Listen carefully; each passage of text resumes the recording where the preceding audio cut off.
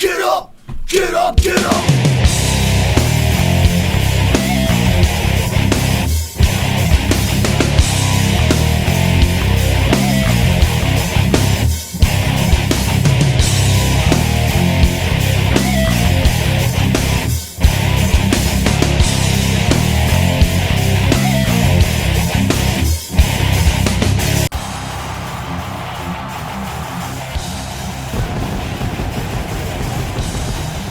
Good evening, ladies and gentlemen, and welcome to FFW Genesis. I'm your host, Christopher Billings, joined by my broadcast partner, Devin Wall.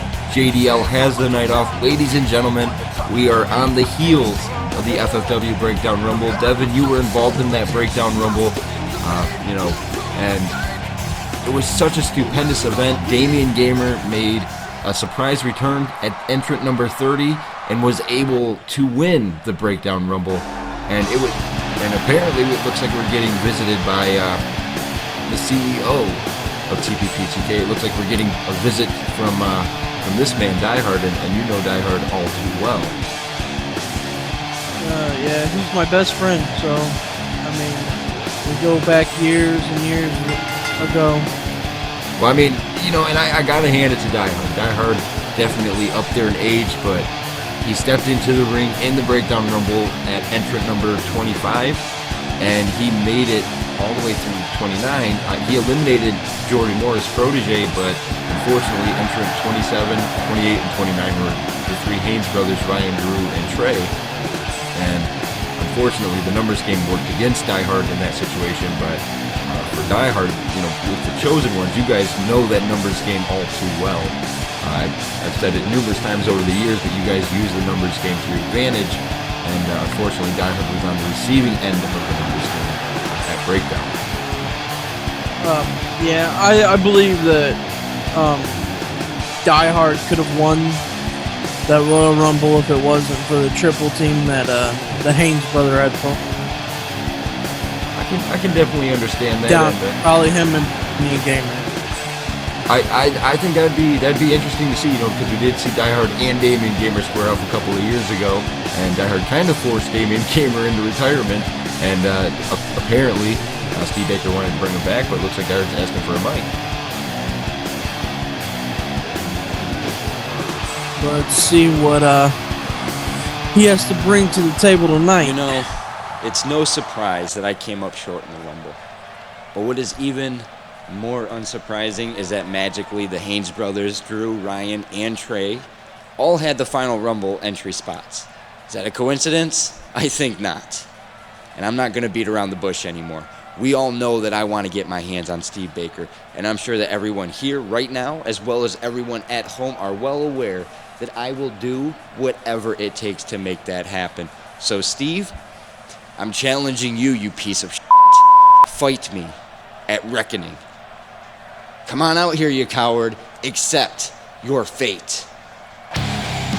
And, well, Die Hard did not pull any punches with his words. Luckily, our guys backstage were able to catch that clearly blatant curse word on public television here as Steve Baker coming down to the ring. I'm surprised Steve Baker's actually coming to the ring to possibly respond to Die Hard. I don't know how wise this is of Steve Baker. I mean, Die Hard did not sound too thrilled with that, but Die Hard has a mic, or Steve Baker has a mic.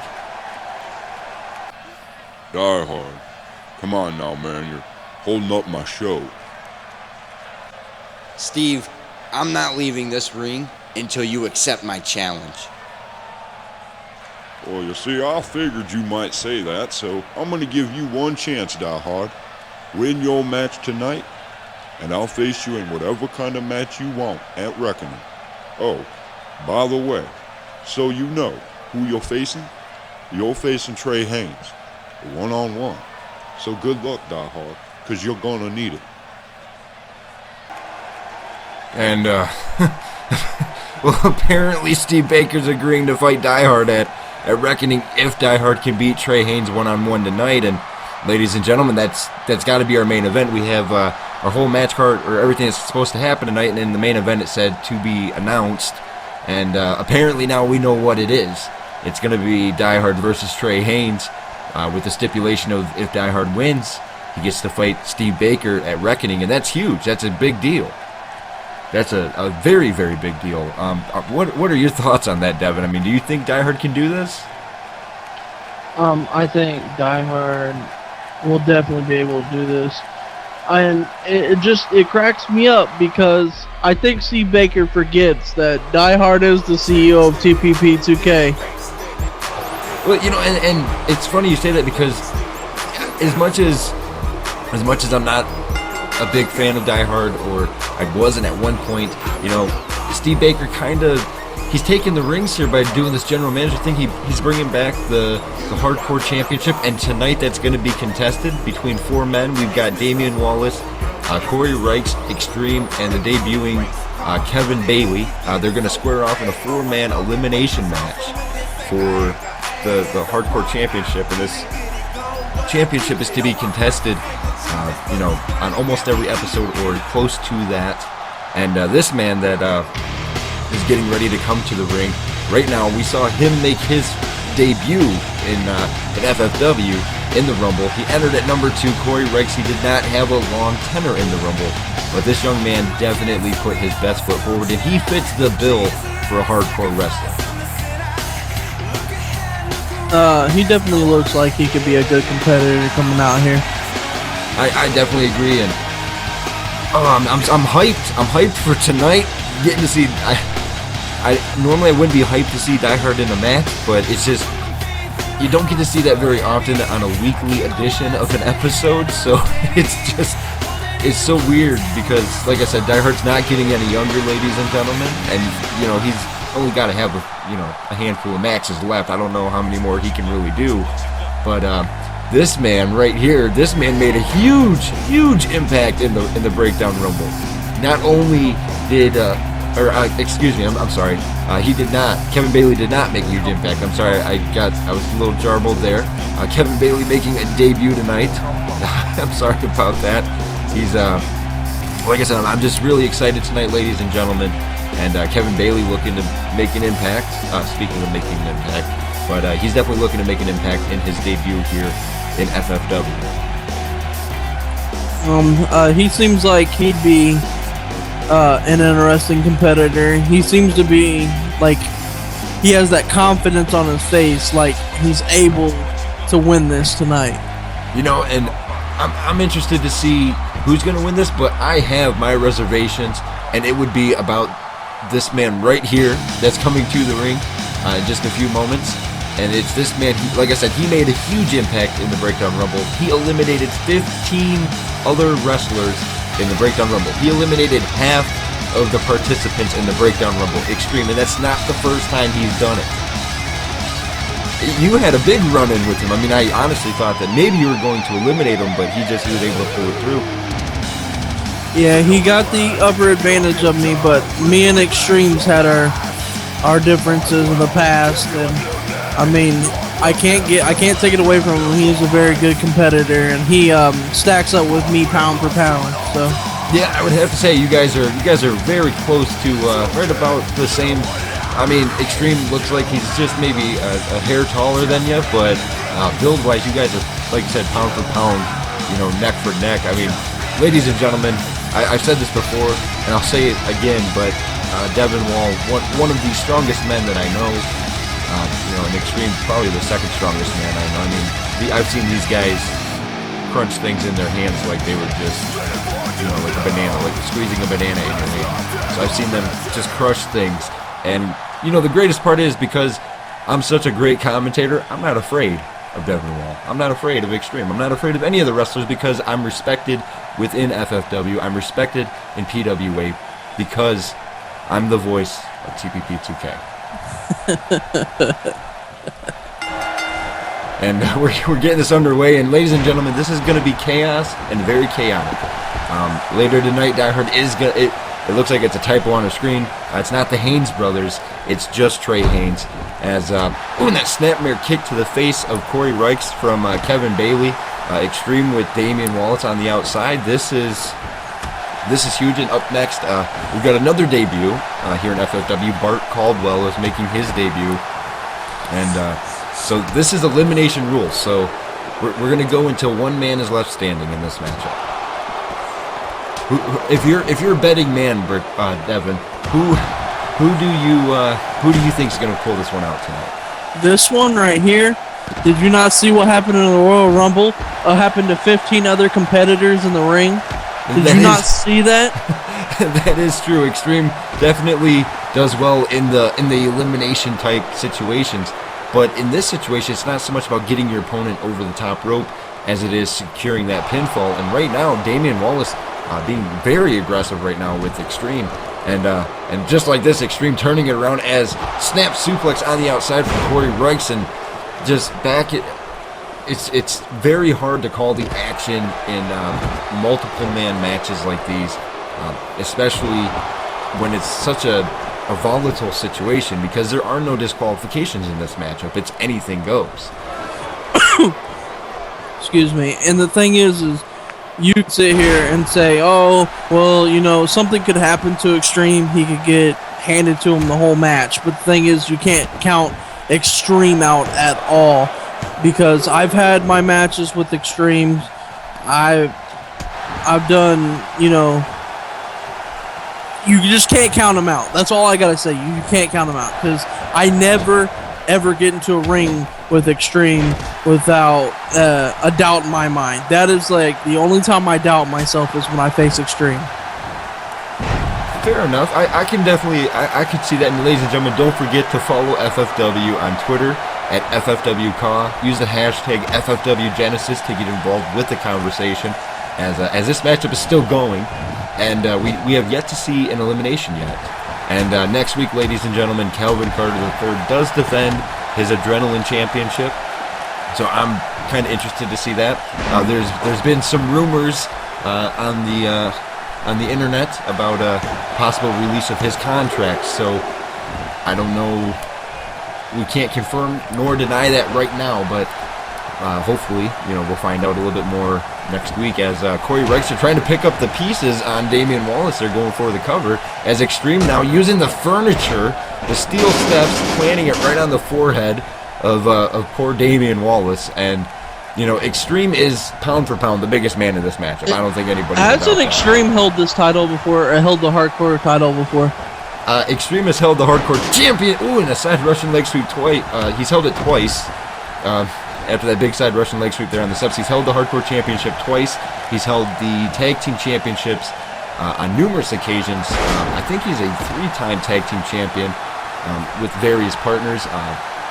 From the early goings with Alan Siveright, and then there was John Terrace, and then of course Jordan Moore back. And oh, look at that 180 powerbomb from Extreme to Corey Reichs into the cover. 1, 2, and Corey Reichs has been eliminated. Corey Reichs is eliminated out of this matchup. So now it is a 3-man elimination match. That's what this is now. Yeah, I'm gonna tell you, Extreme would have been the first one to grab a weapon in this match. from all his like past matches of being in the hardcore division and stuff. Yeah, he's gonna be the first one that he would be the first one to grab a weapon. And a little bit later tonight, Devin, you're going to be in some action too. Yeah, you guys are trying to run me rampant around here. I'm going to be a little out of breath after that one. As Extreme here, you know, I want to say, for Damian and for Kevin Bailey, it would have been wise for them to work together against Extreme, because Extreme is 285 pounds maybe. Kevin Bailey maybe 225. Damian Wallace, 215, 210? They should have worked together to work on Extreme. Extreme is clearly the biggest and strongest man in this matchup, and he's showing that right now. And that's the thing, is a lot of people just don't think about what they need to do going into the match. Plus, I don't know exactly how the other wrestlers feel about each other either. There could be a grudge somewhere in here. That is true. And Extreme here, again, that slamming powerbomb, hooking the far leg on Damian Wallace into cover. 1, 2, and 3, and Damian Wallace has now been eliminated. So, ladies and gentlemen, it is down to a one-on-one situation. Extreme has 2 eliminations in this matchup. Like I said, 15 other competitors. He's only got to find 13 others. If he can find 13 more, you know. Oh, and a big boot there from Extreme. I think Extreme's going to put this one away pretty quick tonight. I got a feeling too. Nothing against this young Kevin Bailey, but big clothesline from Extreme, and that'll knock you right out of your boots, ladies and gentlemen, into the cover. And Extreme but Kevin Bailey able to kick out as Extreme looked pretty arrogant in that cover, and I think, it's only a matter of time in this situation. Yeah, Extreme's a veteran in this ring, though, compared to everybody else. So, I'm just saying, usually the veteran that has experience and, thinks everything thoroughly throughout the match is going to win. Well, right now, thus far, ladies and gentlemen, it has been all Extreme. Again, into the cover, 2, and another 2 count. Like I said, it's been all Extreme thus far in this matchup. I'm not trying to take anything away from Kevin Bailey. I know it's his debut, and he's trying to look impressive. And he that salt suplex there from Extreme, and again, Extreme right back into the cover here.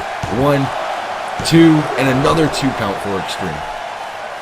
And that's the thing is, I feel bad for Kevin Bailey because coming out on your debut against this man.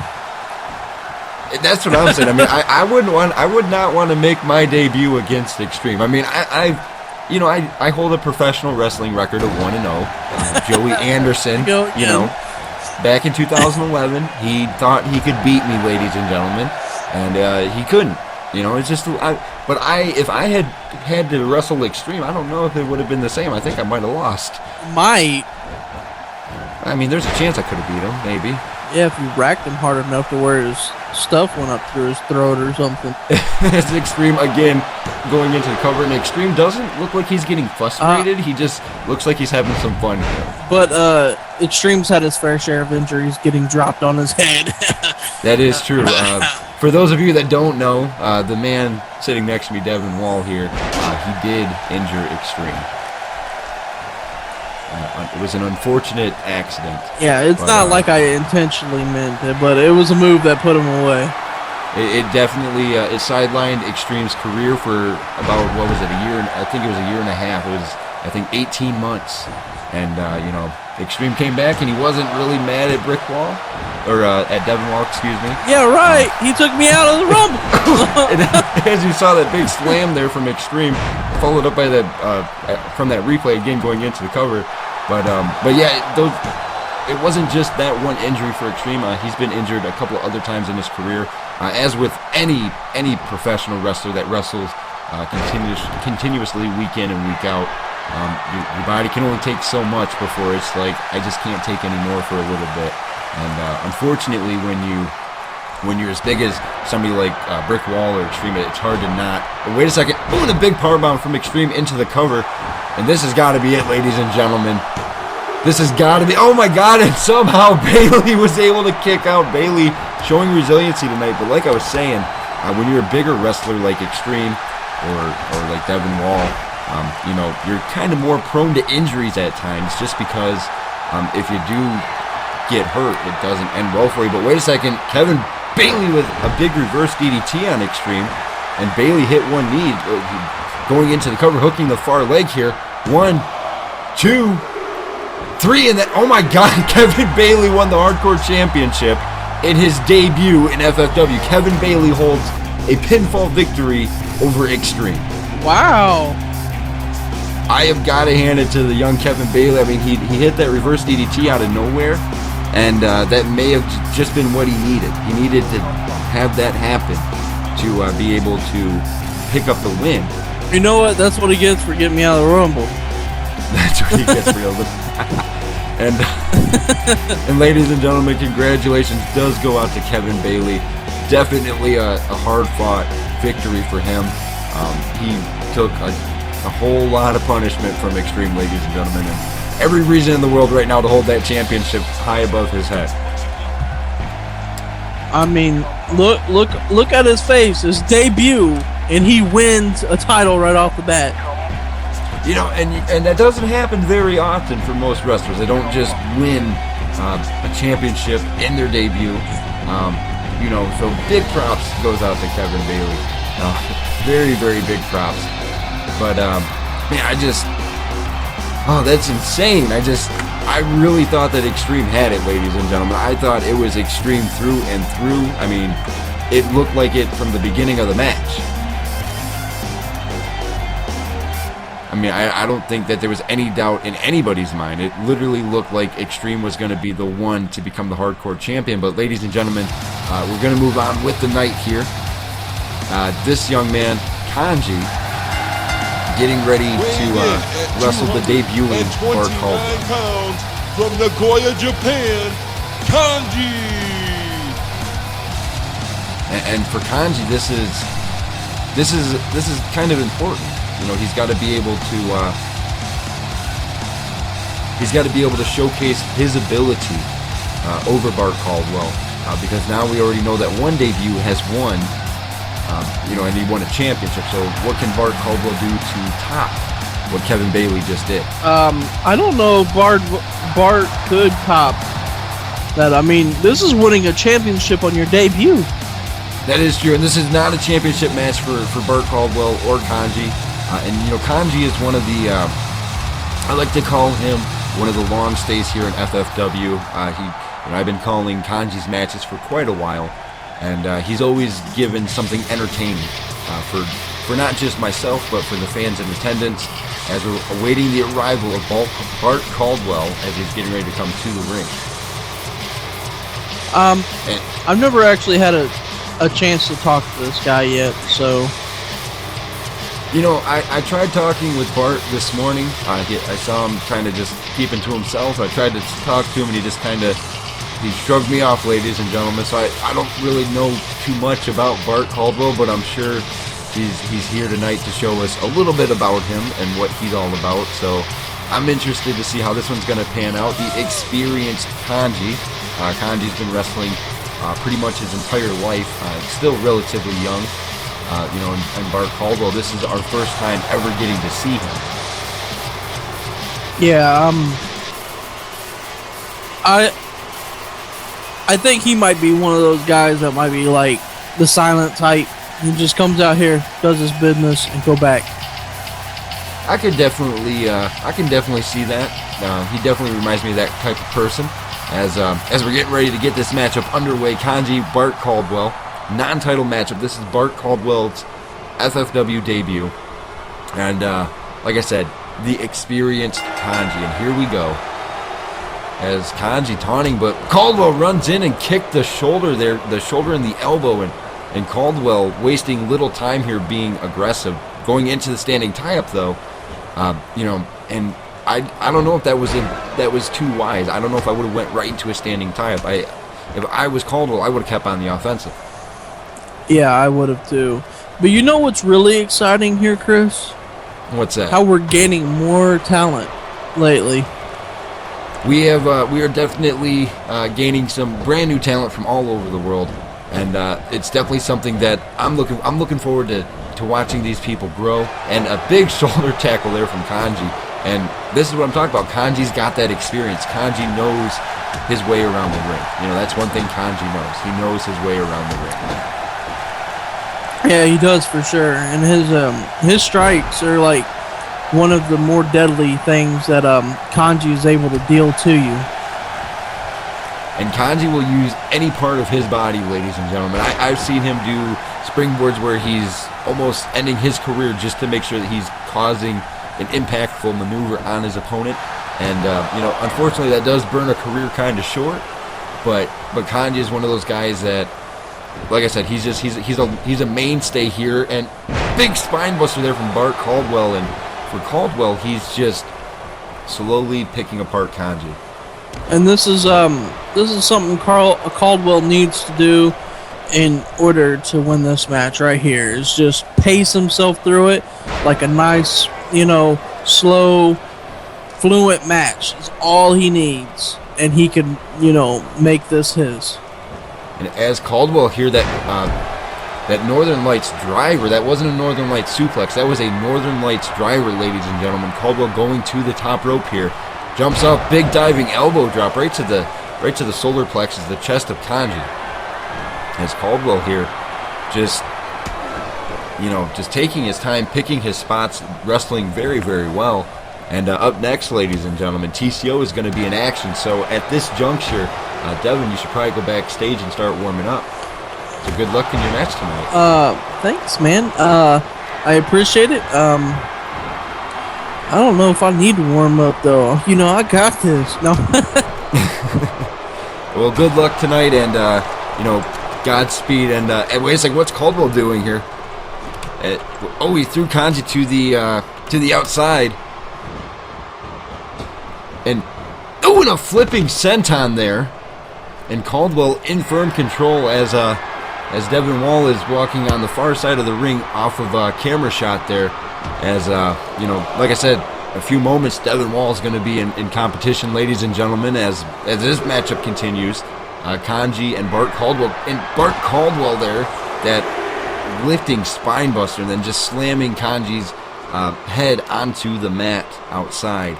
And it's not going to do you any favors, as Caldwell now sending Kanji back into the ring. The referee does have a 10 count to exercise. And as Caldwell here getting into the ring, Caldwell might be looking to put Kanji away here. I'm assuming he is. Into the cover here. 1, 2, and a 2 count as Kanji able to get his shoulder off the mat. Maybe one last time in this matchup. And now Caldwell here, just a series of elbows. But Kanji fighting back, and this is what Kanji has to do. He's got to find a way to fight back against Bart Caldwell. Thus far, this matchup has been all Caldwell in this later parts of the match, as Kanji here trying to get himself in a rhythm, and a missed springboard there as Caldwell able to roll out of the way, and Kanji put it all on the line, ladies and gentlemen. And unfortunately, Caldwell was able to pick up the pieces. Big clothesline, a huge clothesline, turning Kanji inside out. And now look at this, Caldwell here, hooking the far leg. 1, 2, 3, and that is all she wrote, ladies and gentlemen. Bart Caldwell picks up the win in his debut and is able to celebrate his debut win. Congratulations goes out to Bart Caldwell. Ladies and gentlemen, backstage, we have Elizabeth Sims standing by with Jerry Graham, the current FFW champion, looking to get a few words about Damian Gamer, who won the Breakdown Rumble. Again, though, congratulations goes out to Bart Caldwell. Tough break for Kanji tonight. Hopefully, Kanji and Bart Caldwell can tangle again soon, and maybe Kanji can get a little bit of retribution for himself.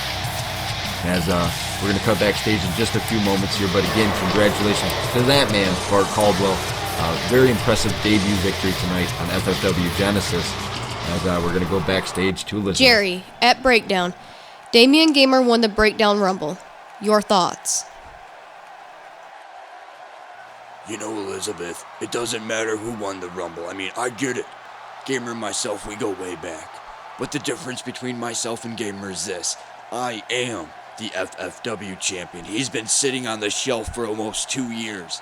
So what do you think of him winning? What do I think of him winning in the Rumble? What do you think of him winning the Rumble? What should I think? He came out at entrant number 30.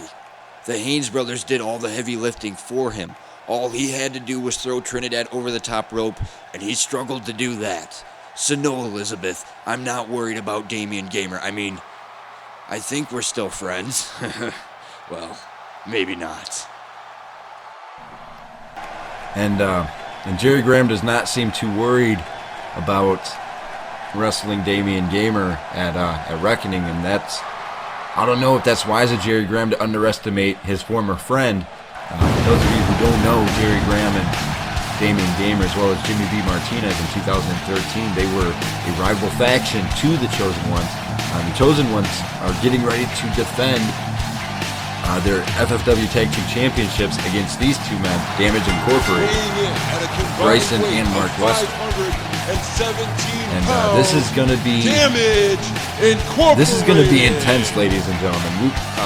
Myself and Devin were just talking about this a few moments ago, but Brick Wall, pound for pound, the biggest man in this matchup. Bryson, clearly the second biggest, and Mark Wester, the third biggest. But for those of you who don't know, at one time Bryson was in TCO. Bryson was under the training and tutelage of Brick Wall, Die Hard, and Jordan Moore and all the guys in TCO. So Bryson had that inside kind of connection with those guys for a little bit. And then, Bryson went about his own business. But, the biggest difference is Rick Wall and Anthony Jr. have the tag team championships. Bryson and Mark Lester do not. So this is huge, ladies and gentlemen. This is a big opportunity for Bryson and for Mark Lester to pick up the tag team championships from TCO. And TCO has been doing spectacular as a tag team. When Brick Wall returned to in-ring action to help out Die Hard son Anthony Jr., it was kind of received with a mixed reaction from Junior. But he has since warmed up to him, as you can tell. And Brick Wall was changing into his wrestling gear on his way up the entrance ramp during the Caldwell and Kanji matchup. And so he didn't get much time to warm up. I was assuming the Kanji and Caldwell matchup was going to be a little bit longer, so Brick Wall only had a couple of minutes, ladies and gentlemen, to get himself ready, but he made it happen relatively quickly. So, like I said, good luck to Brick Wall and Anthony Jr. tonight. I don't know if Brick Wall really expected that to happen, and so I think that I'm pretty sure they knew that they were defending their tag team championships. I didn't know that they realized, or I didn't think they realized it was so early in the show. I thought maybe it would be a little bit later on in the show. But, it is what it is, and we can't really change that. Ladies and gentlemen, though, this is for the FFW Tag Team Championships. Brick Wall, Anthony Guerrero Jr., the Tag Team Champions, getting ready to take on Bryson and Mark Lester. This is going to be a good one, ladies and gentlemen. This is going to be a good one. And here we go, Anthony Jr. versus Bryson to start things off here. Jr. with the big back chop, but Bryson with a big headbutt. As you see, Junior's trying to strike back, but how many strikes can he take from Bryson before Bryson just plants him on the ground? And Bryson showing a little bit of speed here, sending Junior into the ropes. And big backdrop there to Anthony Jr. And now Bryson here trying to set the pace early in this matchup, sending Junior spilling to the outside as Bryson here taunting to these lovely fans in attendance. And I'm kind of curious to know, is Mark Lester going to do something here? And Junior running back into the ring, runs in, but Bryson catches him with that big spine buster. And I would say, ladies and gentlemen, maybe Brick Wall should have started this matchup, but again, Junior was probably backstage warming up. And Brick Wall, unfortunately, he's pulling double duty tonight. He was doing commentary a few moments ago, and now he's wrestling in a matchup. So it's a tough situation to be in when you're a wrestler and a commentator. Luckily, I am just a commentator, so I'm always going to be at the commentary table. As Bryson now into the cover here. 1, 2, and a 2 count there for Bryson on Anthony Jr. That was a very close near fall and a kick right to the forehead of Anthony Jr. And for Jr., he got a few moves off in the beginning of the matchup there, but Bryson has picked apart Jr. And that's what Bryson and Mark Lester are planning to do here to Anthony Jr. A big boot in the corner. Lester into the cover here. 1, 2, almost a 2 count, but Jr. able to get his shoulders off the mat. And as you saw, Brick Wall jumped into the ring to try to break things up. And what is Mark Lester, their big uppercut. And Jr.'s taking a lot of damage right now, ladies and gentlemen, but Jr. still trying to fight back. And Junior just trying to fight back a little bit here. A big clothesline, a very explosive clothesline from Anthony Jr. Very, very explosive. Trying to keep the big man Mark Lester down, and Junior is the smallest man clearly in this matchup. As you see, Brick Wall trying to get Junior fired up here, trying to get him in the zone, and Mark Lester with that knee facebuster right to the forehead, and Junior jumping back up, but look at this, Mark Lester, big German suplex, and keeping the hands locked here. Another big German suplex. And look at this, the trifecta, 3 German suplexes, and Junior not moving very fast there. But wait a second, Junior turns it around, big flying elbow. Another big flying elbow. Junior runs in. Ooh, and a falling kick. And look at, as Junior hit one knee there, just that momentary comeback. And what is Junior thinking here? Junior double foot stomp.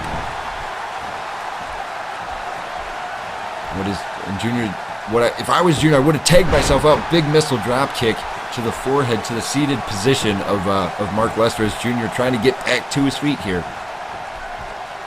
And Junior's got to get his tag. He's got to get Brickwall in this matchup. And now, and a big back elbow there from Anthony Jr. Like I said, I mean, Junior has taken damage. He's got to be tired. He's already gasping for breath. I was going to say he's got to get Brickwall in here. As Junior now getting Brickwall into this matchup, and look at the strength of Brickwall lifting a 220-pound man like a sack of potatoes, ladies and gentlemen. And now Brickwall gonna dictate the pace here. Big falling elbow right across the forehead of Mark Lester. And now look at the strength. Brickwall, big backbreaker, and Mark Lester goes 250, 260 pounds, somewhere in that area. Just Brickwall lifting him like he was nothing. Like I said, ladies and gentlemen, Brickwall is one of the strongest men that I know of. I've never seen anybody lift somebody almost the exact same size as him and just throw him like he was nothing. And now look at this Brickwall here. Almost dirty-handed tactic, a very dangerous knee to the ribs, followed up by a big stomp. And now look at Brickwall, a basic mat wrestling takedown, nothing fancy about it. But Brickwall keeping on the offensive here against both of them. Oh, big! And that is the world's deadliest punch, hooking the far leg. One, but look at Mark Lester grabbing the rope.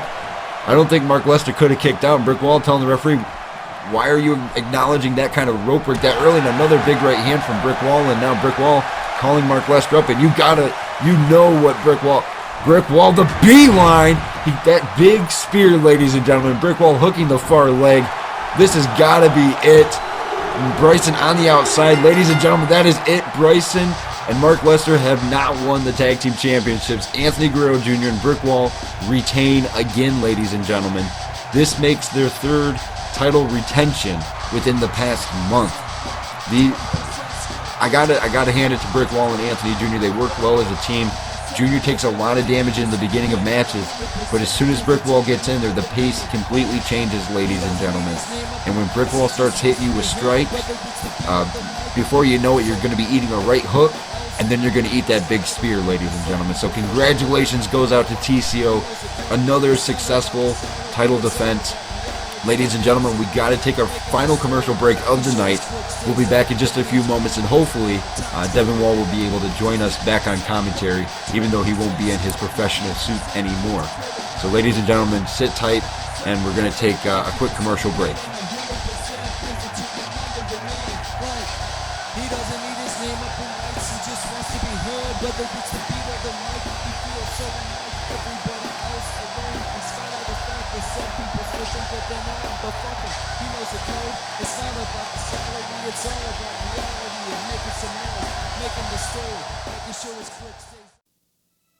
What defines a legacy?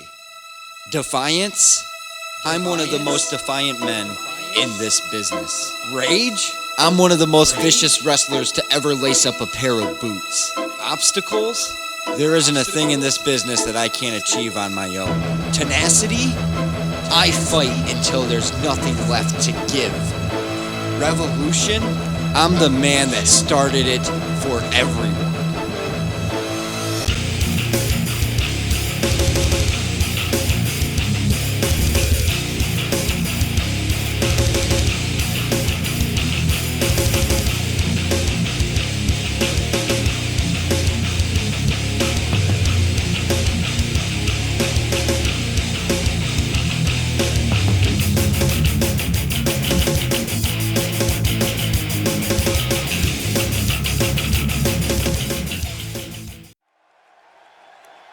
Ron, you had an impressive showing at that breakdown Rumble. You didn't win the Rumble, but you came awfully close. Your thoughts on Gamer winning, and what are you going to do to maintain your spot on the roster? I ain't gonna lie, I wanted to win the Rumble. I mean, who doesn't? I wanted my chance to get my hands on that punk-ass Jerry Graham, but I gotta give credit and respect where it's due. Gamer not only won the Rumble, but now has a chance to get his hands on Jerry Graham. Sure, I'll give my shot because I know I'm one of the most dominant wrestlers on FFW, and it's only a matter of time before I get my hands on Jerry Graham and welcome him to the Bay. And heavy words from Ron Corleone towards Jerry Graham and the rest of the FFW roster. Ladies and gentlemen, Devin Wall is now joining us back at the broadcast booth. Congratulations on successfully defending the tag team championships. Thanks, man. Hang on, I'm trying to catch my breath. Well, you went in there like a speeding bullet. That's what I do, man. That's what I do. As we're getting ready to see Riley Thompson take on Victor Jones, and speaking of Riley Thompson, you've got some history with Riley Thompson's dad, Brandon, years ago. Oh, Brandon Thompson. Yeah, you have some history with that man, but so going into this, we've got Victor Jones, who is a member of Heresy, and then we've got Riley Thompson, one of the other. He's the only other second-generation wrestler here in FFW, and like I said, I think Anthony Jr. and Riley Thompson are two of the only true second-generation wrestlers wrestling today. What does that make me? Well, you're not really a second-generation wrestler. I mean, was your dad Daddy Brick Wall? Daddy Brick Wall. Maybe. He was Stonewall. Stonewall, Captain Stonewall. Yeah. Weighing in at 236 as Riley Thompson here, sporting a modified attire than what we normally see him in with the black trunks. Now he's got red trunks. So this is a red on red matchup here. Victor Jones wears red tights, so we're getting to see red trunks versus red tights. It's because they were color coordinating with each other before the match. They must have been. I gotta hand it to you. You went into that match, and like I said during the match, I know you didn't hear it because you obviously were wrestling, but I said you guys knew you had a title defense, but you probably figured it was a little bit later on in the night and not at the midway point. Yeah, I was basically like pulling my boots up while I was going toward the Titantron, so had to rush out there. Exactly, and we're getting ready to get this one underway. Victor Jones, Riley Thompson, one-on-one. There's no title ramifications in this, but you've got to believe that whoever were to win this, it might put them that much closer to maybe fighting Lance Owens for the Internet Championship at some point. Who do you think's gonna win this match tonight, then? I'm a little indifferent. I've been talking to, I talked to Riley Thompson a little bit earlier this afternoon, and normally Riley Thompson is very cold towards me and very cold towards the other wrestlers, but he was a lot more friendly and warm. And it was a little strange. I'm not gonna lie. It was actually pretty strange because that's not Riley Thompson's MO. He's not very friendly when it comes to those backstage. And with Victor Jones, he's the exact polar opposite. He's completely negative towards everybody. Yeah, it's probably because he, something probably happened good in his life or something. That is a good possibility, as Riley Thompson going for the cover, but a rope break able to save Victor from having to really stress out and try to kick out of that, as Riley Thompson here back into the cover, very aggressively into the cover, mind you, as Riley Thompson saying that wasn't enough for even a 1 count. So I'm gonna veer away from the match a little bit. What do you think? What Ron had to say in his interview? I can feel the emotions that I can understand the emotions that Ron is putting forth. I can definitely understand that. Unfortunately, he did not win the Breakdown Rumble. Like Elizabeth said, he didn't win.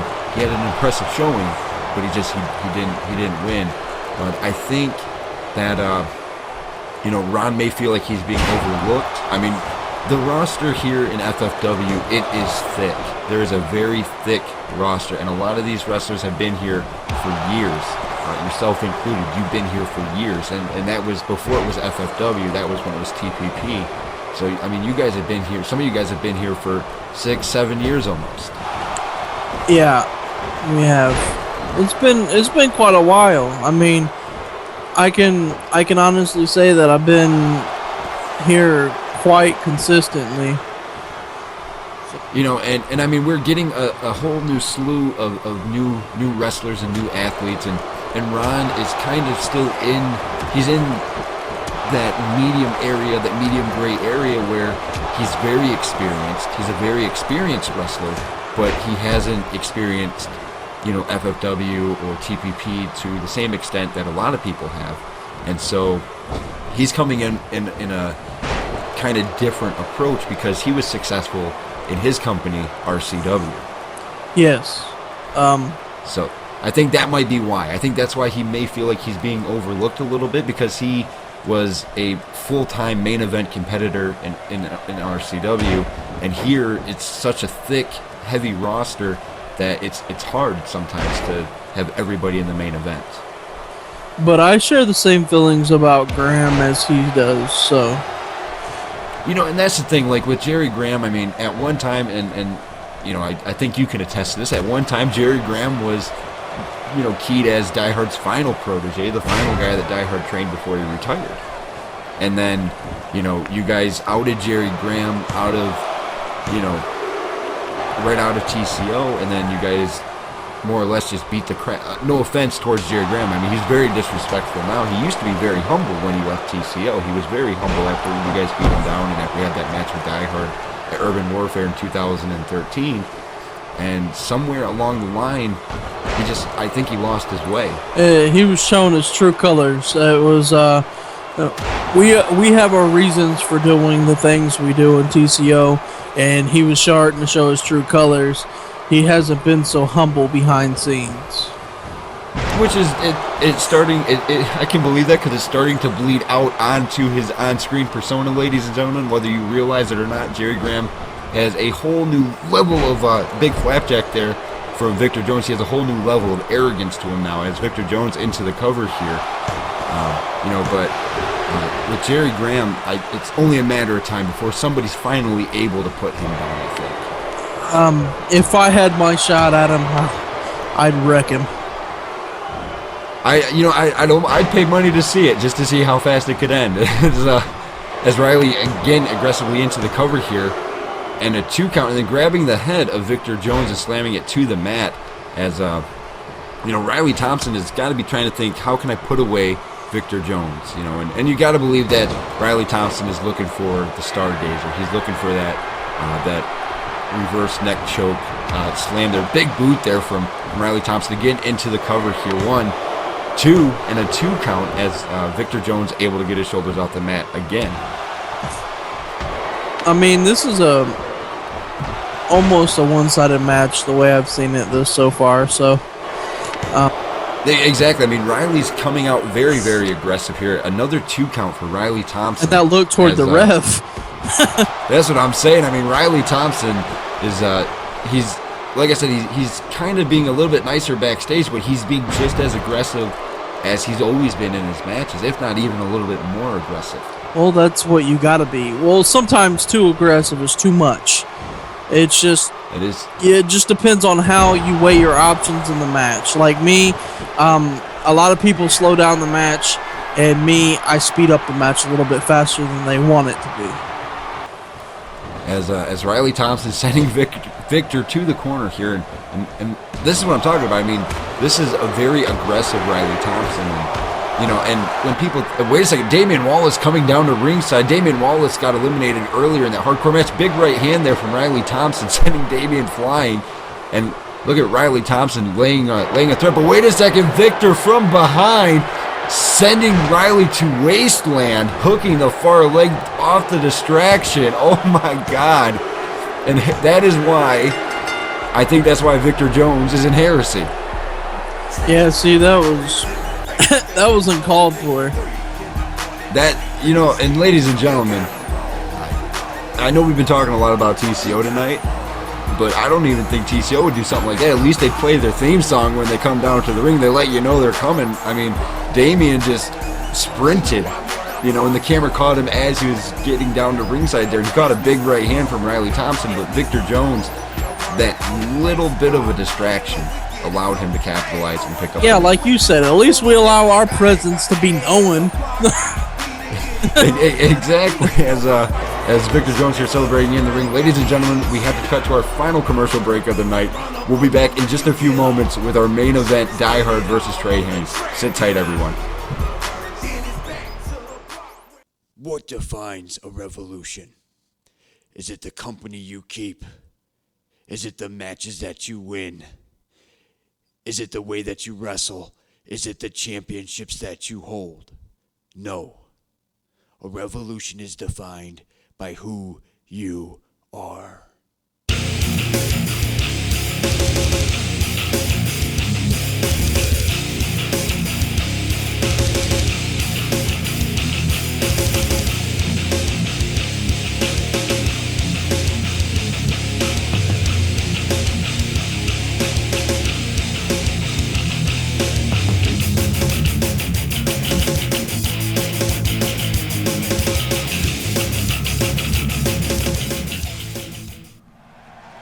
And we're back here, ladies and gentlemen, and during the commercial break, myself and Devin here, we were joking about the commercial that you guys just saw, as Jerry Graham, we were just talking about a few moments ago. He's the self-proclaimed man of revolution, as he says, and we were kind of laughing about how he did not start a revolution, but he thinks he did. So, anyways, it's time for the main event: Trey Haynes versus Die Hard. Ladies and gentlemen, those of you that are sitting at home, if this is your time to place your bets, place your bets. Weighing in at 263 pounds. Because this is going to be a barn burner, Florida, ladies and gentlemen. Trey Haynes, the oldest of the Haynes brothers, but he's only had a handful of one-on-one matches.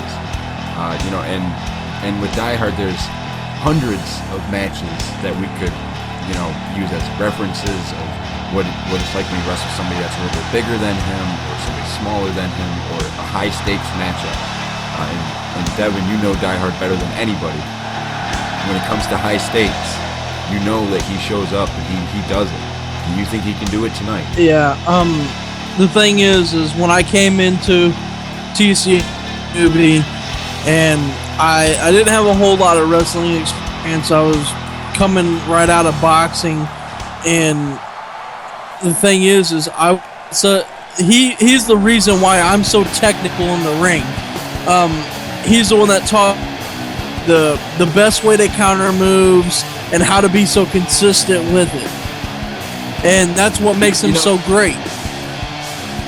And I know weighing in at 257 pounds from Grand Rapids, Michigan, Die Hard. 180, not only in the public eye, but behind the scenes. Years ago, Die Hard, although he took care of everybody in TCO, it was a very one-track mind in that sense. It was TCO only. And no offense, Devin, but TCO was in every single title match. TCO held every championship, which garnered the possibilities for people like Jordan Moore to become the only man ever in the history of TPP 2K to be a Grand Slam champion, hold every championship that has ever been imagined. Within TPP 2K, he's held the Hardcore title. He held the Internet Championship, which was the Intercontinental Championship. He held the Tag Team titles on numerous occasions with you, with James Braden, with Die Hard, with various members of TCO throughout the years. David Grosser, he held the TPP Championship, and there's a very select few people that have ever been in TCO to hold that championship. And for Jordan Moore to be given an honor like that, I think it was a kind of a nod from Die Hard to say it's your time. And I gotta ask you, Devin, do you foresee your future as being a champion before you finally hang up the boots? I mean, well, I'm hoping one day I might get the shot at the main title, but I've never really asked for it, nor have I really move my way toward that, because I've wanted other people in TCO to be more, basically higher on the scale than myself, because I've always looked out for everybody else, and I've always been more of the face of TCO than I have just wondering, worried about myself. I was just there to make sure that everybody was protected and everybody was okay. That was my job in TCO. That's what Die Hard chose me to be, was just the right-hand man, basically a silent partner. And that makes sense. And, I've got to hand it to Die Hard. I mean, ladies and gentlemen, he's taken some bumps tonight against Trey Haynes. And this is the Die Hard that we all know. A series of strikes. He'll get knocked down a couple times, but he'll get up and he will start swinging for the fences. Die Hard into the cover here. A 1, 2, and a 2 count already on Trey Haynes. That was just a back chop, ladies and gentlemen. Just a back chop. But I want you to watch, Chris, in this match, how technical Die Hard can be. If you've ever just been watched him when he's not on his offensive, he's always on defensive, most of the time. And that's one of the strange things. I've seen this over time. Because obviously every wrestler at some juncture will get bigger or smaller, and I've just seen the body size of Die Hard grow over the years, and it's kind of looks like he's got a little bit of a beer belly on him now, as he was able to celebrate being retired for a good 2 years, so he didn't have to actively hit the gym every day. I mean, he's still in great shape to be in his late 40s, so that's still a big plus for him, and even to this day, like you said, they're very technical in the ring. He still knows his way around. He's giving it to these young guys. That's what he's doing. He's giving it to these young guys. He's showing them, what the old school was like. And that's the thing. It was I was more of an offensive person. I still most likely am an offensive person, but he's the one that showed me the ropes of being very defensive when I need to be, especially when in doubt. When in doubt, TCO comes out, right? And Trey into the cover here. And the thing is I'm never a person that wants to put the fans against me and stuff, but once basically Die Hard told me to do something, I didn't question him. I did what I had to do. Well, I've had this discussion a couple of years ago with James Braden, and it was kind of I think it was a running joke, but I don't know if there was much truth to it, but it was the TCO training, regimen. The rumor was Die Hard made you guys train for, 16 hours a day. Is there truth to that?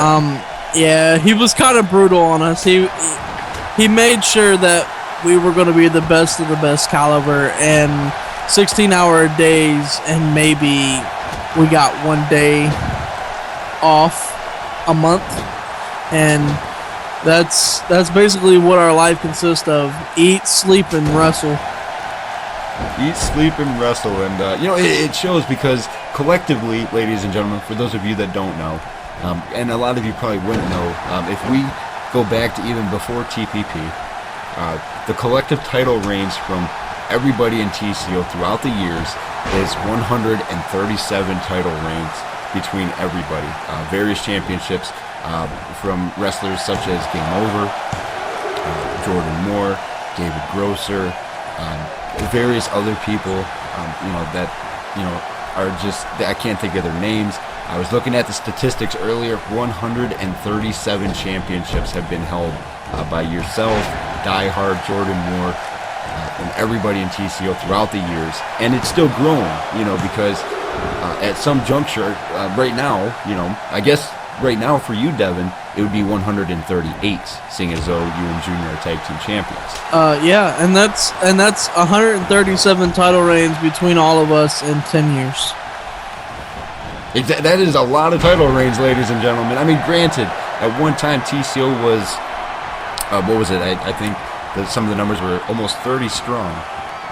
And the numbers have slimmed down, of course, over the years, as some people have just stepped away from the business. But we have people like you, or Die Hard, or even the younger generation, Anthony Jr., stepping up their game. As right now, Trey Haynes is trying to give it to Die Hard. He's trying to give it to Die Hard, but Die Hard just showing that resilience that he's known for. And I have to say, though, I'm hoping that my son's taking on this role in a few years, or maybe sooner than that. He's been wrestling. I know a lot of people don't know about my background life, but I do have a son, and he may be in the FFW or PWA one of these days. And And I didn't actually think you'd mention that, Devin, but ladies and gentlemen, I'm just going to elaborate on that so you can get a little bit of placement on this. I mean, Devin is the ripe age of, he's going on 36 now, and he, unfortunately, one of the, I guess, I don't know if it was a downside, but Devin did have his son at a very young age. So if you can do your basic math, the legal wrestling age in America here is 18 years of age. And Devin's son is right about that age. But I know that he's been training with the guys in TCO, so that would mean to me that he could be either very aggressive or he could end up being a very strike-heavy wrestler like his father. He's not going to be as big as me, but he, I can already tell you what his in-ring is. He goes by the name of, he's what was his name again? You don't even remember your own son's name? No, I know my son's real name. It's just he's been switching between all of his his in-rings, and he didn't want to be known exactly as a wall. He wanted his own persona. His name is Damian Chard. In-ring. Fair enough. Fair enough. He always wanted to be, basically known as the sharper tool. So, he took on the role as Damian Chard. And I'm hoping to see him probably soon. I have Die Hard looking into him and hoping to give him a push in the debut sometime soon. Well, that's good to hear. I mean, that just, like I said, ladies and gentlemen, we have a huge influx of new superstars, and as much as people may not like Die Hard, it's because of Die Hard that these new wrestlers, people like AC Arthurs, or and nothing against a wrestler like Nick Virtue, but Nick Virtue made his presence known because of TPP. He started appearing here years ago, and they helped to facilitate where he is now. The same thing with AC Arthurs. He got his stardom in TPP. Actually, as your tag team partner, as Die Hard into the cover here. Another 2 count for Die Hard on Trey Haynes. But like I said, wrestlers like AC Arthurs, one thing Die Hard is good at doing is building new wrestlers. He's good at building up new superstars to entertain the fans. And that was the year that Die Hard didn't see eye to eye with me. And he kind of threw me out of TCO for a bit, and that's when I had made a faction with Arthurs to take down TCO. Which is definitely understandable. As Trey Haynes, though, I know we haven't been making much mention of the maneuvers happening in this matchup, but Trey Haynes has not really hit any super huge moves on Die Hard, ladies and gentlemen. He's kind of trying to he's doing smaller moves, and he's running himself out of gas, is what he's doing against Die Hard. And that's Die Hard's strong point. He will make you give everything you can, and he will find a way to pick you apart. The thing is Trey Haynes can't do any big moves, right off the bat to Die Hard, because Die Hard is, like we were talking about, a very technical wrestler. And very technical, you give all you got in the beginning with your big moves, and he's going to be even more tired than he is right now. Exactly, and Die Hard here, we've seen this before, that bone-chilling backbreaker, ladies and gentlemen. It always gives me chills. Die Hard into the cover here, 2, and another 2 count for Die Hard, but unfortunately, as technical and as gifted as Die Hard is, he is older, so he doesn't have that stamina, that seated clothesline there from Trey Haynes, and ladies and gentlemen, that might be the move that he needed. And now look at this, he's setting up the kiss of death here. We saw him do this to Darren Trinidad, not only the night before the Breakdown Rumble, but at the Breakdown Rumble. And this move emphatically could end a matchup. I don't know if Die Hard will be able to kick out of this. I mean, I know Die Hard is very gifted, but this is a big-time move there. And now look at this, Trey Haynes into the cover. He's going for it here. 1, 2, and oh my God, Die Hard kicked out. Somehow, some way. Chris, did you see that? I did. Die Hard forcefully got his shoulder off the mat. Even after that slam, though. Wait a second. Die Hard out of nowhere with the Die Hard drop, just turning it around. Oh my goodness, ladies and gentlemen, Die Hard might do it here, hooking the far leg. 1, 2, 3, and Die Hard has awarded himself the opportunity to face Steve Baker at Reckoning. Well, I will, ladies and gentlemen, I'll be damned. I mean, I figured Die Hard would do good, but I didn't actually think he would win against Trey Haynes due to the age difference, but I'm in disbelief, ladies and gentlemen. I'm very glad for Die Hard. He might get his chance at retribution with Steve Baker with everything that's been going on, but at the same time, you know, can Die Hard do it? Can he continue on this path? Ladies and gentlemen, we are out of time for tonight. I've been your host, Christopher Billings, alongside my broadcast partner, Devin Wall. Ladies and gentlemen, make sure to tune in next week for FFW. Make sure to tune in this Friday for PWA Live. Again, myself and Devin Wall will be there.